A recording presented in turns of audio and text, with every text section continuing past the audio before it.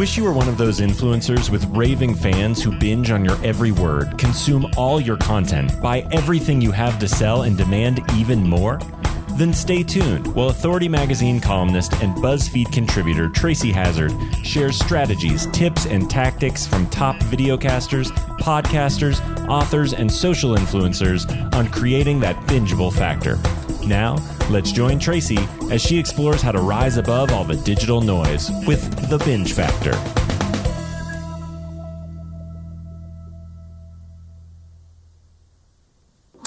Hey everyone, welcome back to the Binge Factor. I'm Tracy Hazzard and I have Michelle Nedelec on the show today. She is the Business Ownership Podcast host, And she's talking about awareness strategies, things that might apply to you. So a great episode for you to be listening to and a great show for you to check out. Michelle Nedelec is an expert in entrepreneurialism and the founder of Awareness Strategies. She's run her own series of companies for over 22 years and for over 15 has been helping sales reps, entrepreneurs, and executives to continually double their profits and revenues. She not only has what it takes to help her clients build $1 million business, but she does it all the time. And she does it time and time again. Michelle particularly loves to talk about marketing, automation, systems, integration, and support both on and off stage. She teaches the key components of scaling a business, strategy, systems, support, and state of mind. So you know how to continually elevate all four components to build a healthy, thriving business.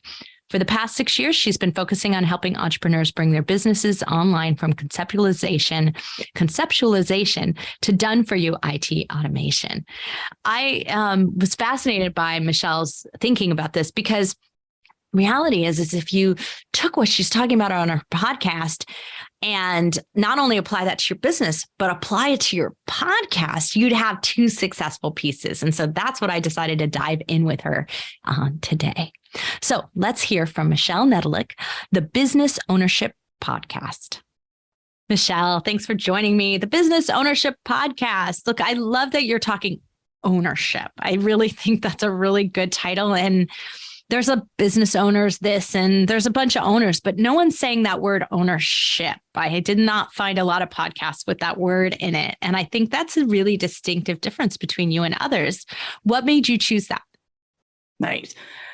Basically, I think there's a progression that people take, that entrepreneurs take, from growing through their businesses, from solopreneur to kind of sort of getting some staff around them, to having some support, to ultimately grow to a business ownership state where they own the business, they can sell the business.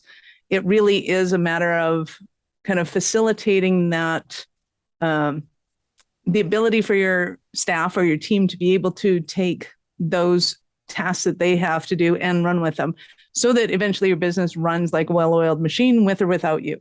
Both are great. And when you move into that state, you really have a business ownership. You own that. You can sell it. It's a totally different thing than being a solopreneur going, I bought myself a job. This sucks.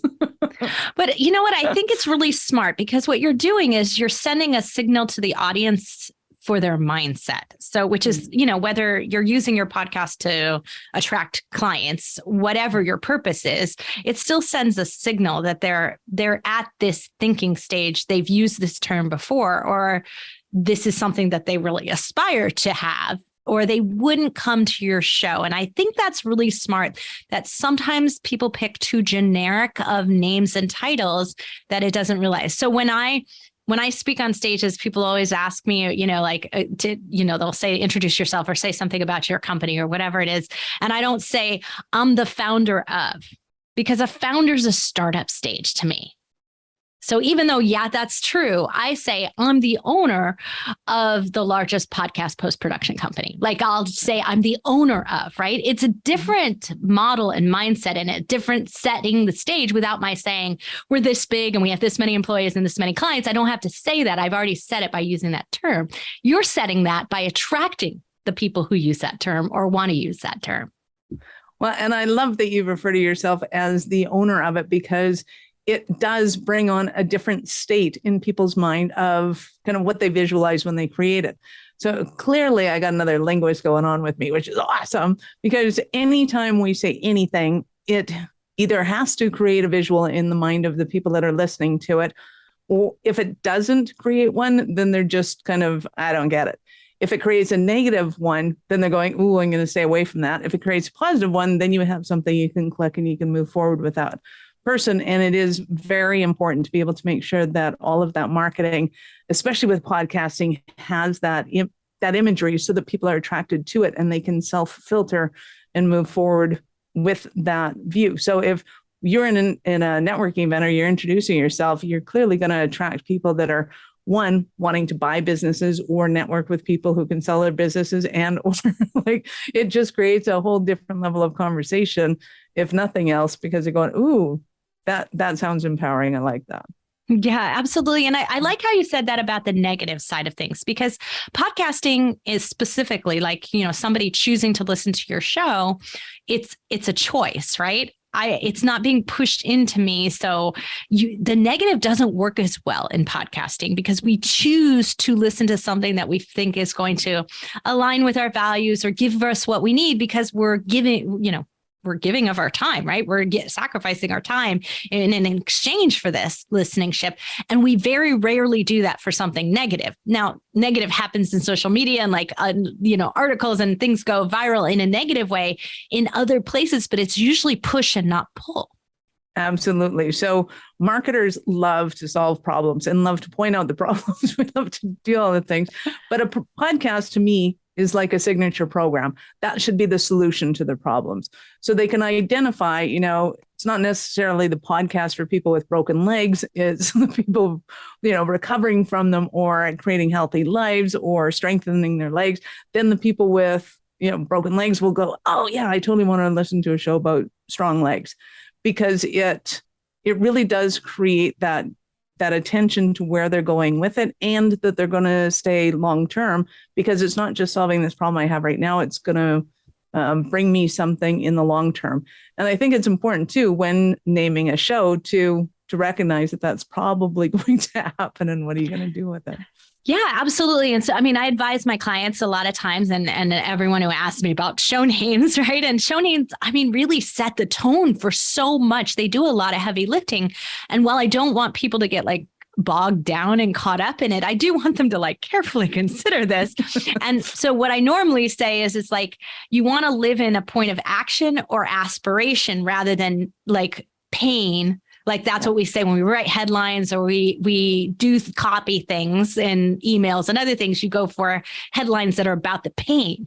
But I don't like that in podcast titles. I think it doesn't work as well. And so if you are talking about the pain, it's giving an action word on it that's helping you move out of it or shifting from that, right? From something to something, from pain to aspiration. Absolutely. Right? So in the whole email campaigns of things, if you've been fortunate enough to bring people to your list, subject lines still work really good for the 3 things you want to avoid in blowing up your business.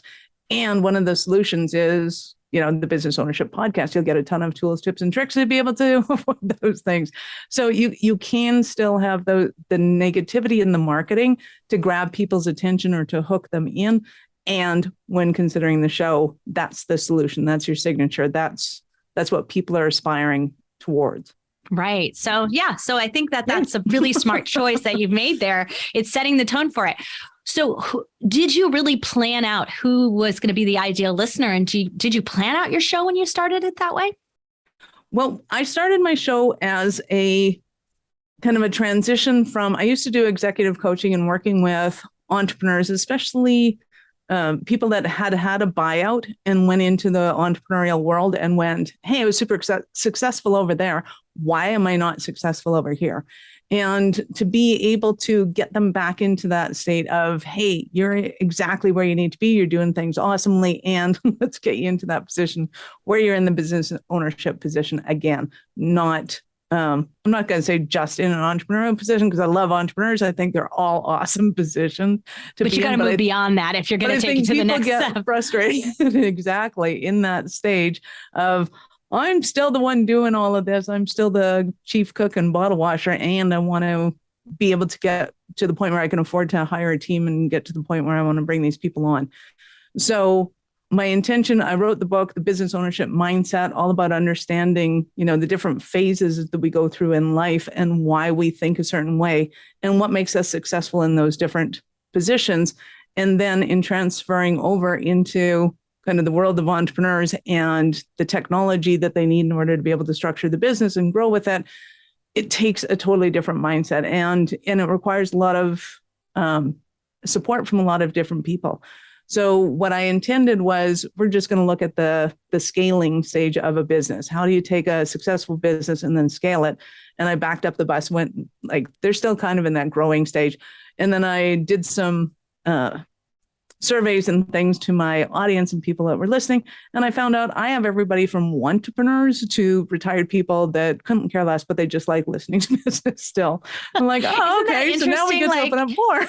Yeah, you just don't know what you're going to get. Like I always joke that my first podcast on 3D printing, I thought I was going to get a bunch of 14-year-old boys in their garage, right? Like I didn't really know that I was going to get retirees and teachers out of the Midwest and, that I was going to have such a wonderfully diverse community. I didn't know. But once you start to get into it and you start to find that out, you shift your show, right? And what were some of the changes that you made? So I started to open up my guest list to people that helped serve and support the transitioning people into entrepreneurialness, because that mindset that we transition to sometimes as veteran entrepreneurs, we kind of lose what got us into this in the first place. And I think it's important to keep reminding people that, that excitement that you had can be perpetual. It doesn't have to fade away. And here's how you keep it alive and well. Because when somebody's new into the entrepreneurial world, they're continually being bombarded sometimes, not all of them, some of them, depending on how they set it up, are continually being bombarded with, why don't you just go back and get a job? Why don't you just go this way? This isn't working. You're not doing it right. And I think that mindset is super beneficial to everybody along that entrepreneurial journey. So I opened it up to people that are kind of helping them transition into.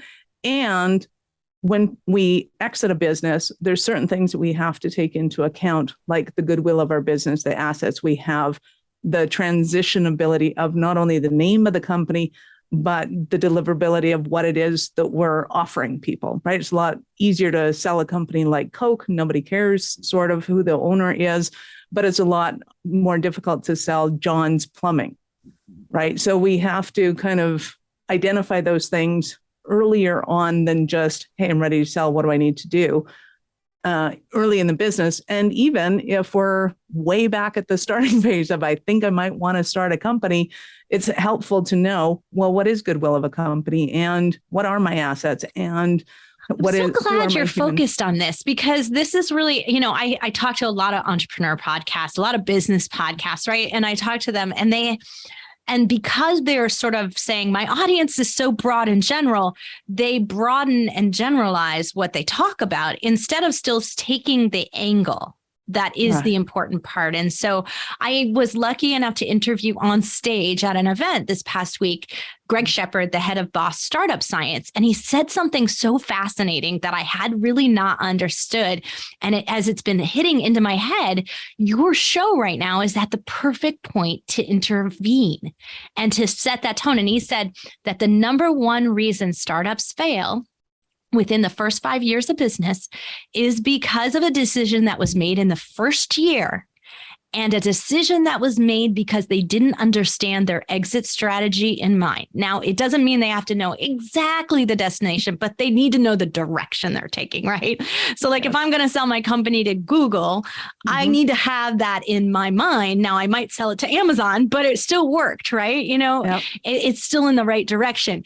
But if you're not thinking that way, the decisions you make, like how you name your company and what you do in that whole process of asset development, can go very wrong and make the decision of making it so that you can't sell it later, that there's no exit plan for you, that in the end, you fail.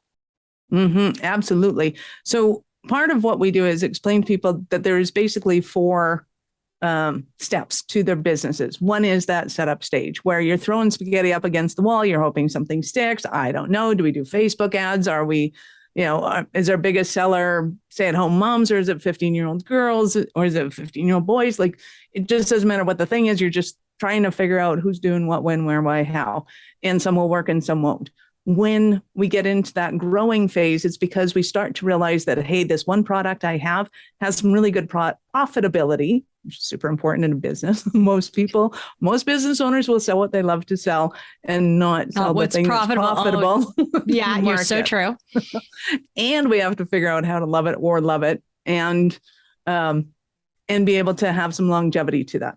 So as soon as we hit that sweet spot, then we can start to grow a business, because then we start to let go of all the other things that happen, even if it was really shocking and surprising. We thought we were going after stay-at-home moms, but it ends up that 14-year-old boys buy this thing more often. And I don't know what it is. I'm just making stuff up. I hope not, because they don't buy anything. God knows. I hope it's stay-at-home moms, please. Having been there, it wasn't soap, that's for sure. But being able to hone in on that thing, and then we get better at the messaging, we get better at bringing people in, we get better at building that business. So that's the growth phase. Once we have that honed in, and it's like science, we know exactly what it takes to be able to bring people in, then we can start to get to that scaling phase, whereby we're not growing one at a time, we're growing 10 at a time or 20 at a time, and we have that exponential growth. But we have to go through those two phases first, because then and only then do we start throwing money at the bonfire that is Facebook ads or Google ads or things like that. But we know they can convert, and I will spend $1 on ads to make $2 every day. But it seems ridiculous when some people are spending, $2 million a month on Facebook ads. Yeah, but they're making $4 million. And their expenses aren't $2 million. On top of that, right? So like you got to know your numbers inside out, upside down, and backwards to get to that scaling phase. And then when you're scaling, then you sell it to somebody like Google, because Google's going, why are you paying me $2 million to do the ads when we can just run the ads and make $4 million? Which then So how do you approach your podcast? Do you look at your podcast as, because some of the things you're saying there is like absolutely applies to treating your podcast like it's business, right? Absolutely. Like that same model of stages work within the podcast as well. But how do you personally treat your podcast? Is it a piece? Is it marketing? Is it advertising? Like, how do you approach it and look at it? I started it off as a love child. It was just get me through. Like, I want to talk to business owners. I want to talk to people who love talking about strategy. I want to talk to people internationally. I just wanted to find my posse on the planet, kind of thing. And it was working stellar. And then when COVID hit, I was like, yes, this is fantastic, because this is my sanity. I can talk to people. You're like, I can do this still. Like, it's working for me. Right. I wasn't stuck in my house, which would have been very quiet. I like to be a little more vocal and all that kind of fun stuff. So it was really the savings grace, and being able to look at it as, hey, this could turn into a course. Right now we have the 4 pieces of the business scaling program. I could go back into teaching strategies and business growth to business and have, hey, here's our online component for the startups. Here's our online component for, and if you like it, go and talk to the podcast guests, because they have the next stage that you need to be able to do the thing that you need to do. So it is becoming more content based, that I can take all of this information and turn it into not only marketing for our company, we can turn it into content for learning and education. We can turn it into a networking event I can take all the top people that are in, like all the ones that I really love to work with that are helping online businesses get online, and then feed them into, we do a summit once a year called the Ultimate Online Business Resource Summit. So for businesses that are going online, what they need to know. And I can handpick all my podcast guests and say, hey, I have speaker, event coming up. Will you speak, and will you help promote for the event? And I would like to have an awesome. I like that you're doing that in reverse. And I really want to point that out to people, because we've heard a lot of, I've had guests on the show who do a summit, and then those become podcast episodes. I really like that you're doing it in reverse, where you're inviting back your podcast guests because you learned more about them. You got this in depth, where sometimes you get into the summit and you're like, oh, that wasn't really good content altogether. You're curating that better this way. And it's a second, it's a second touch point, and you already have a relationship that you've been building with them, both by putting out your podcast and having that interview with them, and then of course promoting it, right? So they already have a sense of how you work and are more likely to say yes. Absolutely. And I think too that when I look at kind of the niche market for my business, who do I want to be classified in there? I don't think that brings enough entertainment or value or content to the listeners of the podcast. So, and I know there's a lot of podcasters out there that say, you want to have a conversation with these people, you want to talk to them, you want to network with them, find out who's their center of influences and do business with these people. And I go, yeah, that's awesome. Some might be at the right phase. Some might not be at the right phase. I still want to get to know them. I still want to do business with them. I still want to know what they're up to and what kind of crazy and interesting things are going on in the earth. And so I didn't want to hone in on it. What I wanted to do was create a platform for people that when I was networking and going, oh my God, Tracy, you're awesome. Do you want to come on my show? You go, yeah, let's go on your show. Let's go on the show. It's way better than let's go have coffee. Yeah. Well, I'm sort of having coffee with you, but I'm recording the conversation. I'm sharing it with the world. Is that okay? Yeah, which I love because they're more likely to be, straightforward, honest, really to the point. And also because they've gotten to know you a little bit, they're getting into the idea of really giving your audience something valuable. Mm-hmm. And that makes a huge difference. Like I just, so often what we think of as media interviews are so canned. Right. And podcasts is the opposite of it, right? Answers are, and you're like, oh, kill me now. Whereas with podcasts, it's so much fun. It's like, oh, and my favorite question is, so give us an example of one of your Cinderella stories. Like one of your clients went from miserable, awful, and, after they worked with you, what did they get out of it? And while I'm explaining that, it gives them a chance to go, oh, she wants that client. I'm drawing story. Yeah, it's running through my head. Like, yeah, I love that. And you gave a great image. See, this is a skill that Michelle has. So as I was listening to the show, and is really that the way you pose a question to your guest sets the tone for the way you want them to answer it. You're not telling them what the answer is, but you're making sure that they're giving it to the right audience view.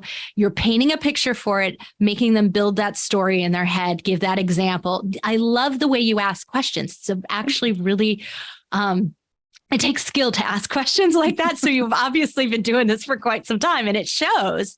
That's what makes your show so bingeable to me, is that the way that you ask those questions is really guiding the conversation, but not narrowing it. Right. Yeah, because I have found that I've been a guest on a couple of podcasts. They're going like, give us your 3 pillars for your business. It's like, well, I've never thought of my business as having 3 pillars before. So now I got to make something up. Right. Exactly. And you're like, right. Not that there aren't I had a host once ask me something about like, okay, there's an animal outside your window. What's the animal? And I was like, what the heck? Like, Moose. I listened to your show. How did I miss that part? Like, what was going on? And I'm like, this may be for your eyes only, Tracy. Oh, I got to do this. It's blurry. It's blurry. And I happen to live in a spot. There you go. There are animals outside your window. I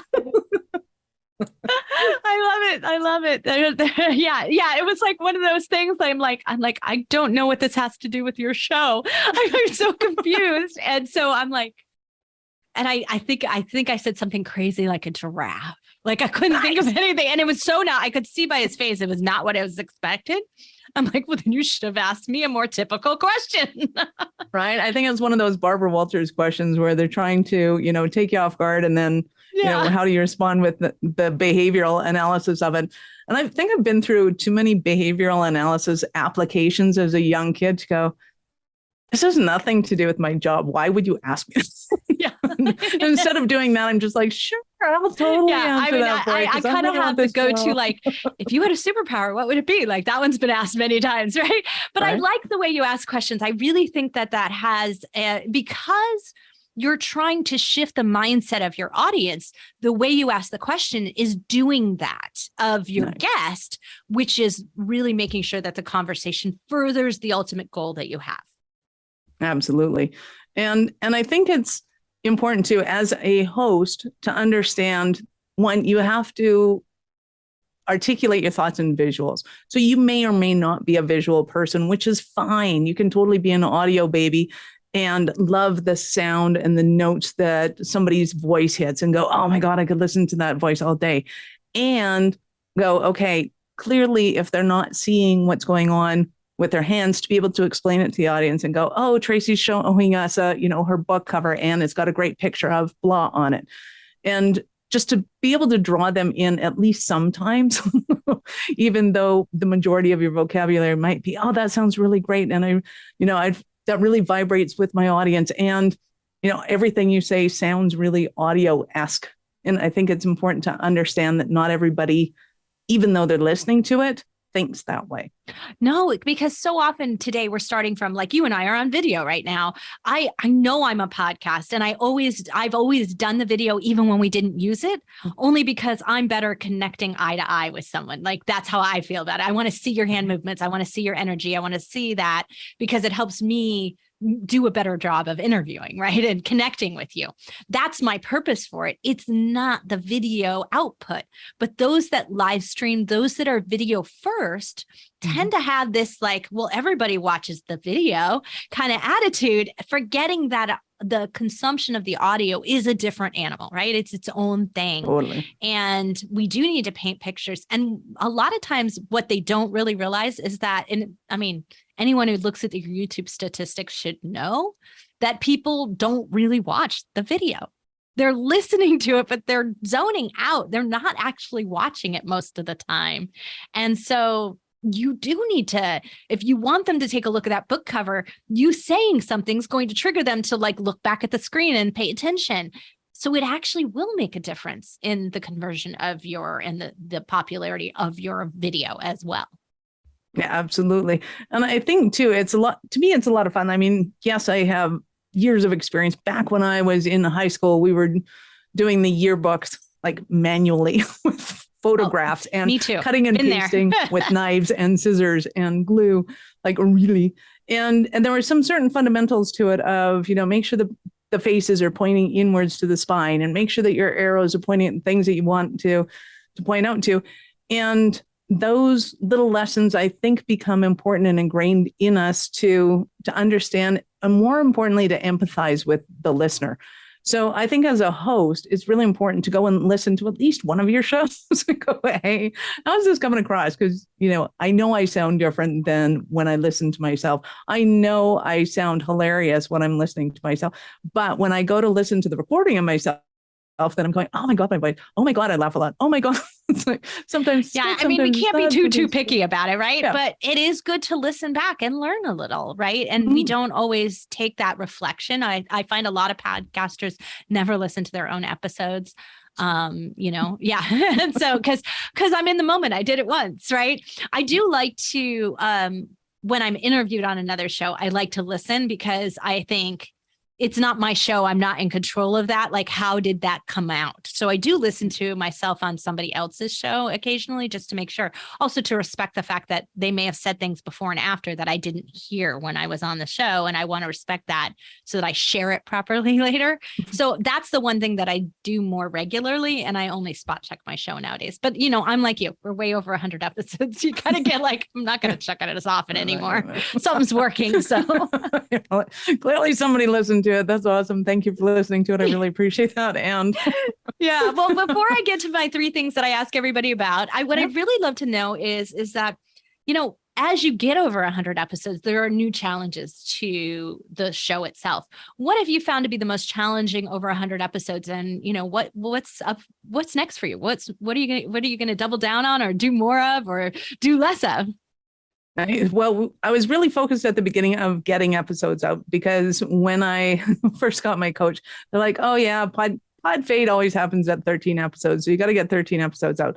So when I published my show, I had 13 episodes in the bucket. So we went live with 13 episodes, because I go, I'm not going to have pod fade. It's like, that's not how I'm not going to do it. I'm going to beat the odds. It's like, I'm already past 13. We started, I have 13, we're golden. And then they all laughed at me and went, yeah, that's not how it works. And then I hit pod fade, and the thing came tumbling down, and I realized, oh, I've got to actually get these shows. I've got to prioritize this. I have to put this in my schedule and make it a thing and make it happen. I have to get support, because doing all the editing and all the finding guests and all that kind of fun stuff was getting in the way of my real job. And just getting that kind of support. And then it transitioned into, okay, now I've got all this good stuff. I want to get on other podcasts and become a guest. Okay, now that I've got all this good stuff, now I want to get on more stages and bring all of this content kind of to the live realm. And that's kind of how some of it's transitioned. Although I also then decided to start other podcasts, which was also fun. I'm like, let's not do one, let's do five. 5 podcasts would be awesome. So yeah, that's you and I are alike in that. Wait, what is good? More is even better. Exactly. So what are some all of the the things other that I love shows to you've talk got? about? So it's all good. So what are some of the other shows you've got?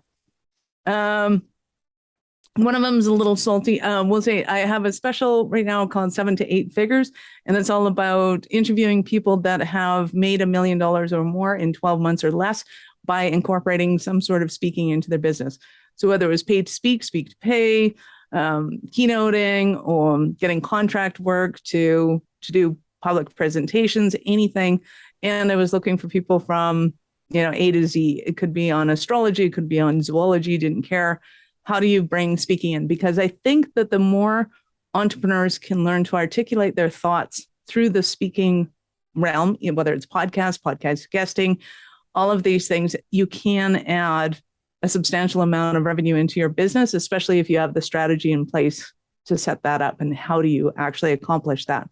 So one, I thought that was really important. The next one I had was happy to offend you, which is just because you're offended by something doesn't mean you're going to die from it. In fact, if you understand why somebody's not offended by the things you are offended by, it actually helps create connection and more understanding in the world. And still I'm looking for comedy club owners, comedians, drag queens. I'll be completely politically incorrect, midgets and or red Irish people. Anybody that naturally you can say that you're a little redheaded. So exactly. I'm a redheaded Irish person. I get, just by existing, I offend people. And you don't have to be offended just because I speak my mind and I do the things I do. And being able to kind of laugh at these things and show how, I'm going to offend you because I have red hair. I'm going to offend you because I speak my mind. I'm going to offend you because I like things, but you don't have to be offended by it. And here's how. Interesting take. I like the name of that, and I'm intrigued by it. Definitely be one I would check out. Whether I stuck around, like that. But I think you could totally get me with those kinds of guests. Nice. So there's something really smart going on with the way you got that one planned out. I like that. And then we have the Little Blue Pill for Business, which is all about getting it up and keeping it up. And of course, we're talking about revenue and profit. So because we understand that it's all about... I like that. You said salty and you were not wrong. I love that. So if you like a little tongue in cheek and not just physically, this podcast is for you. So yeah, that one is a rated show. It's got a lot of innuendos and fun stuff. Anything goes. And we're still talking about business. We're still talking about how do you build a business and revenue and profits. It's just a real raw conversation about how we do that. Oh, I love it. So you got the podcasting bug now, and right? You've got multiple shows going on. I love that. But there's a challenge in that because every time you start a new one, you got to start a new audience, right? Like you don't get to take the current audience. I mean, hopefully you tell them about it and then they try the show too, but you don't get to take them with you. Shows like the Little Blue Pill are not for everyone. And I totally get that. So it does have a much slower kind of growing, but I just talked to a TEDx coach this morning and he's like, oh, that's your second talk. That's awesome. And I'm like, what? Ted doesn't want that kind of, like, I wasn't thinking that. And he's like, oh yeah, absolutely. We're going to make this rock. And I'm like, okay. And then happy to offend you. Yep. That's your third talk. Okay, great. We got 3 TED now talks you're a serial like, TEDx speaker. I love it. Right? Oh, that's so exciting. Well, let's talk a little bit about these things, the 3 things that I talk to everybody about. And it's just like, you were mentioning this, it's like your guest shifted after you started your show and you realized like how your audience and what they wanted. So how do you go about getting great guests and, what do you do to vet them? My guests, especially for the business ownership podcast, is having a conversation with them and just understanding, hey, what do you do? How do you do it? So it's usually people at networking events that I meet and go, wow, that's fascinating. People need to know more about that. Would you be interested in coming on my show? So that one's very organic and very natural. And as I got a lot more shows and as I got more listeners, I started to get more people that represented guests and said, hey, we have a potential guest for you. Would you be interested in this? And I'm at the point now where I could just listen to those people and never have to find my own guests anymore, which is also awesome. But I just kind of keep going. The world needs to know. So I keep bringing them on. Well, especially because now you got multiple shows. So you gotta all constantly be feeding yourself and trying to figure out where to fit them in. So, well, hey, you all heard it here. She's looking for comedy club owners and midgets and like you name it. And she's looking for it. So, you gotta suggest, right? You gotta put that out there that you're looking for that, and hopefully they'll just flow, right? Yeah, absolutely. And like with the little blue pill, at first it was like, hey, if the guest was interested in being on the show, it was like, great, come on the show. And I found that what they said in the green room was fantastic. And then as soon as I hit record, it was like, oh, and I'm very straight laced and this was really fun. Like, no. Oh, I didn't think about that though, because there's an association to it. Like, would you want that in? Right, but some people get stressed out, and then all of a sudden their frontal lobe's not kicking in, and they're not as creative, and they're having to come back. Well, and also it's like, do you get only men on your show, or do you get women too? Like, you should mostly women actually. That's interesting. See, not afraid to talk about that. Not at all. I love it. That's so much fun. Well, good. Well, increasing listeners. This is every podcaster's problem. They all want a solution to it. What do you find that's working for you? What do you wish would work better? Well, what I found was that having a consistent support team.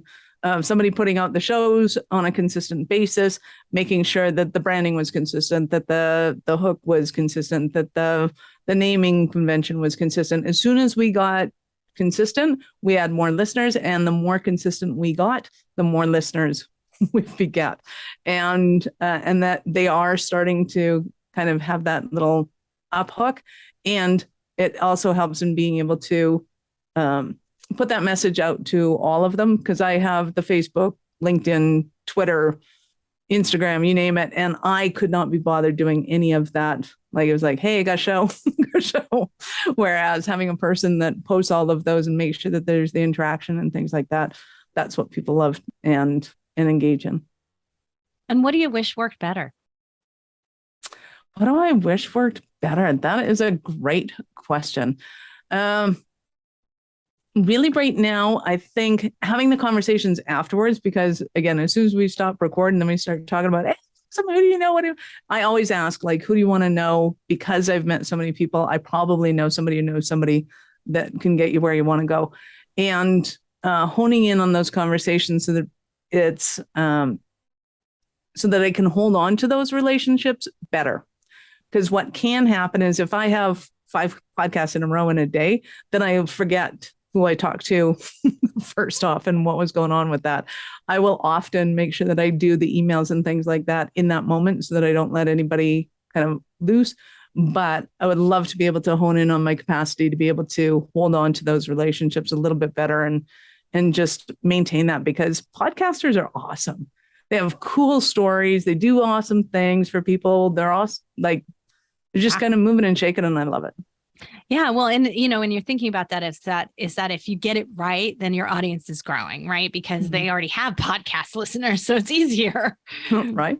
Yeah. So I do think that that's probably something almost all of us could do better. It's like, I have like this, I mean, look, it's a long list right here of referrals that I need to make. And these are just because I was traveling for the last 3 weeks, like it's gotten stacked up, which doesn't usually happen to me, but that's a lot of stack that I still have to get through. And yeah, and I hate that I'm not doing it because it's not keeping that relationship going like it should. That's exactly the reason. Smart to keep it all in one place, though. I think I can start a book, and then at least then I have it all in one place, and I can go back and make notes all over the place going, they were awesome at whatever, or I need to talk to so-and-so about this because, that I think will help trigger my brain and keep these people alive. Because again, 3 years ago in doing interviews, like keeping those relationships alive, I think is super important in that it's not just a one and done and wham, bam, thank you, ma'am. But, Tracy was awesome at, and, I want to keep that aspect. If anybody ever needs that, I want to be able to make sure that your name is front and center and that I can refer you. Yeah, I love that. It's like, the old school term, but my Rolodex has gotten huge, right? Right. And my ability to like scroll through it and like touch into one person is so easy now, actually. Yeah, I love that part about it. So the last thing I ask everybody about is monetization of podcasts. And, it's like, it could be any form of monetization. Your business is growing, right? You're getting more speaking events, your books are selling, whatever that version for you of your return on investment in the time that you're putting in and the money that you're putting into the podcast. What is working for you on that monetization side? Well, in a weird sort of way, in a blatant way, I added to our intake form, would you like to sponsor the show? And if so, click here. You put a deposit down. It was $4.97, I think. And people just clicked it. And it's like, oh, now we have to come up with the product. Figure out how we're going to kind of give them the value of that. And we over-delivered at first because I was just so excited that somebody did that. Somebody clicked it. Right? Like, wow, you gave me money? That's fantastic. Certainly, it has helped immensely in my networking because people, remember that I have a podcast. It is a form of kind of notoriety, like being a broadcaster. They're like, oh, that's awesome. And they remember that. And speaking engagements, things like that. And the creative juices of, happy to offend you. And the Little Blue Pill has got me some extra notoriety, which is always fun and entertaining too. Which then leads makes to you unforgettable, right? Exactly. Yeah. So I get clients off of that, and that works awesomely. Yeah. Yeah. So the flow through to clients is what you see is probably the most often path for you. Yeah, absolutely. Yeah. Well, and, I think that you're doing all the things right in the process of it by narrowing your focus on the stages of it, even if they're listening at various stages, but you're keeping their mindset focused on getting to where you want them to be, right? When they hit that stage, you've already been in their ear for a while and they're ready to go. Yeah, it is very exciting. And in getting people engaged, we've got a lot more people sharing the show, which is awesome. I absolutely love that. And I make sure that I thank everybody who shares the show, because some people may feel obligated as a guest, but my listeners don't feel obligated at all, but they just do it. And every time I see somebody retweet or share or whatever on whatever modality it is, I'm always sure to lay on the love it and thank them, because to me, it's hugely important that we get the word out, that people become entrepreneurs so that they can empower themselves and they start to let go of the world controls me, and they start to hold on to, I control my reality and that's what I want to make happen. I think that entrepreneurs will inherit the earth, and that's my message. Well, your company's called Awareness Strategies. I would love for you to leave us with some tips on how to make more awareness for your podcast, like, ways at which you think those out there with great shows, wishing they had a bigger audience, wishing they had more visibility, could create awareness. What are some tips that you can give us? Absolutely. So the big one, as we've mentioned, is make sure that you have the right name and that you're focused in on a certain group of people so that they self-select and understand who the show is for. Because those people will become loyal listeners. Absolutely. So if you have a show on autism, they're going to talk about your show a lot. If you have shows about, putting kids through college, right? That's a huge issue. And it becomes kind of a raveable thing. I think a lot of people right now are a little too stuck on, it's not going viral. If 2 people shared it, it's gone viral. It's gone way more viral than it was when nobody was listening to it. There's contagiousness. Exactly. There's stages of contagiousness, and enjoy and embrace those, because that kind of leads to something. And you start to notice kind of, what about me do they like? What about what I'm putting out there is more fun or more shareable for them? And it's not that you have to become somebody different. It's just that aspect of you is what they're honing in on, and you can just deliver more of that. And a lot of people that I've talked to went, oh, I was trying to hide that. And then people saw it, and that was the thing that they wanted to share. And I'm like, well, that's weird. Like, oh, I found my people. This is awesome. Well, I said this earlier in, maybe not as clear a way as I normally do, which is that, what your binge factor is. And you just hit on it right there, that the self-selection process that you're using when you curate the questions, when you're curating your guests, when you're leading where you want the conversation to go, all of those things are actually helping your audience choose you and choose to listen to the next episode and choose to continue forward. And I always think self-selection is a really good thing, because that's doing a lot of the heavy lifting of sales that you don't have to do to screen out the wrong people.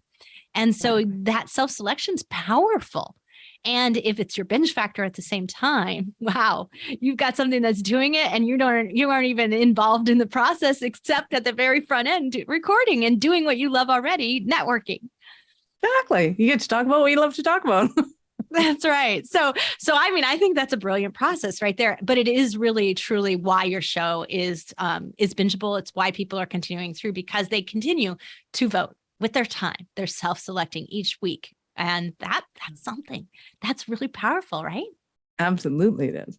Well, good. Well, Michelle, I'm so glad you've got the Business Ownership Podcast and some others in the works too, because it sounds so much fun to have you a part of the podcasting industry and keeping this going because, hey, let's think about podcast ownership next, not just business ownership. Right. One of the things that I think was really fascinating that we dove into was this idea of audience doing the self-selecting, right? That they're really kind of choosing to listen to your show is really an important thing. And it's happening all around. So all the different choices that you make, how you name your show, how you name your episodes, how you attract an audience. But at the end of the day, if they're not right for your business or right for what you're trying to do, then they're going to self-select out because it's not resonating with them. So making sure that you're continually curating what you're doing and staying true to your focus is so critically important if that's your model of it. So I love that Michelle brings that up. I think it's really important. And I think it's really kind of a business ownership model as well, is that if you're having your audience be self-selecting, your sales happening in that process, you're going to have better satisfaction. You're going to have better flow through. All of that process just becomes a lot easier when they're self-selecting into that process. So think about that when you're thinking about your audience and how you're going to attract them and how you're going to keep them engaged over time, how you're going to become a binge listened to podcast, just like Michelle Nedelec's The Business Ownership Podcast. So make sure you check out her show. And make sure you check out the blog post for this episode at thebingefactor.com and get all kinds of other resources while you're there, and check out other episodes that and other hosts that might interest you. So thanks everyone for listening. I'm Tracy Hazzard, and I will be back again with another Binge Factor podcaster for you to analyze, think about, and get inspired from. You've been listening to the Binge Factor podcast. For more information on podcasting and videocasting success tips and tactics, please go to thebingefactor.com. And be sure to listen to our other show for podcasters called Feed Your Brand. If you'd like to be interviewed on this show, as well as featured in Tracy's column, please go to thebingefactor.com/guest and apply.